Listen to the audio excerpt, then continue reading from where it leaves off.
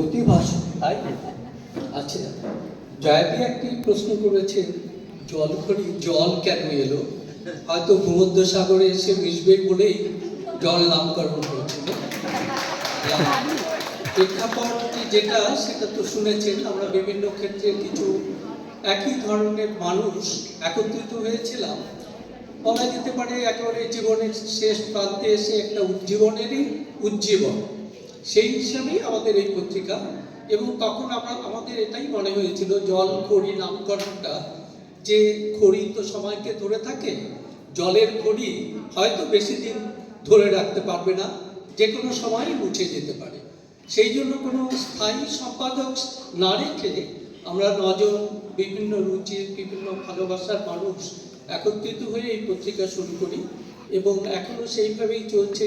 যিনি সম্পাদনা করছে তিনি যে বিষয়ে পছন্দ করেন সেই বিষয়কে নিয়ে একটি ক্রয়পত্র করেন, সেইভাবেই আমাদের প্রায় 9 বছর, তার মানে 3 দশক জয়াদির পত্রিকা।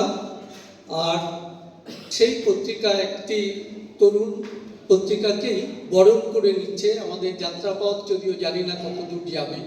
জয়াদির সাথে আমার পরিচয় প্রায় 3 দশকই। আমরা একসাথে উত্তরবঙ্গে গেছি, নানা জায়গায় ঘুরেছি এবং ভূমধ্যসাগরের সাথে সম্পর্কটাই সেই রকমই।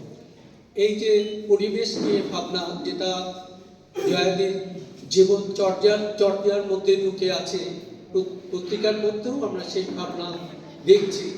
নানা রকম পত্রিকা বেরোয়, কিন্তু ভূমধ্যসাগর হাতে নিলে একটা অন্যরকম স্নিগ্ধ একটা ভালোবাসা এবং একটা দায়িত্ববোধের কথা আমাদের মনের মধ্যে জেগে ওঠে। সেদিক থেকে আজকে এটা আমাদের কাছে খুবই আনন্দের। যদিও এর আগেই আমাদের আসার কথা ছিল, গত বছরই জয়াদিকে বলেছিলাম, কিন্তু সেই কথা রাখতে না পেরে এবার আসা হলো, সেটা খুবই আনন্দের। আমি শক্তিবাবুকে দু একটি কথা, আর তার আগে জয়াদির হাতে আমি কিছু পত্রিকা ভিডিওটা হচ্ছে তো, দেখুন তো। হ্যাঁ, কাটবো কোনটা? এটা